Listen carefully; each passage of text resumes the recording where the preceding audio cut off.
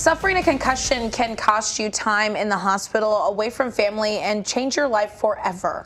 Brandon Steberg knows all that too well and what that feels like. But years after his injury, he is counting his blessings. As KETV News Watch 7's Jonah Gilmore reports, he's using his injury to inspire. I have a scar on my head and people see that. Rewind back to September 23, 2016. Besides walking off of the field, really is all I got in my memory, and then waking up. It's the night that changed Brandon Steberg's life forever. I mean, I knew something was wrong the whole time. The now 25-year-old was a football player at Papillion La Vista when he suffered a concussion in a game against Creighton Prep. I actually sacked the quarterback.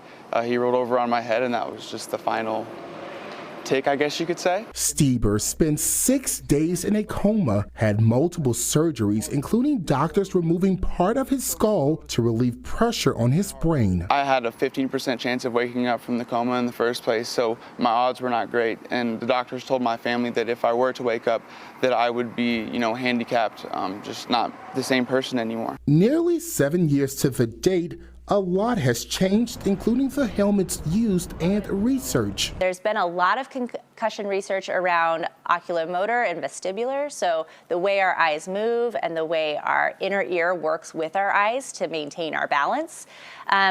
We're finding more and more that their eyes are affected more than we used to think. Dr. Natalie Ronshagen with the Pediatric Sports Medicine Department at Children's Hospital and Medical Center says the research is helping them decide if measures should be taken earlier to prevent further damage. The research is around how long does that piece take? When do we need to get therapy involved? Is it something that needs to be involved really early? Is it something that can wait? Despite the advances made, Brandon says if he could go back, there's nothing he would change. Absolutely not. I think that my life has changed for the better and the worse, but every day that I wake up from then, I'm more thankful to be alive and more thankful to be here around my family and friends. He says getting back to himself took time, especially having a permanent reminder of the event that altered his life's course. You never know what someone's going through eternally.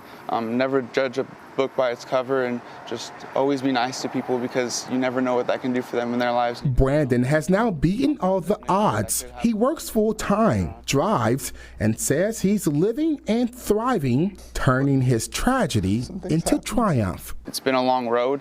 There's been a lot of learning curves here and there, but I think everything considered, I am a very lucky person and very fortunate to be alive. Jonah Gilmore, KETV News Watch 7.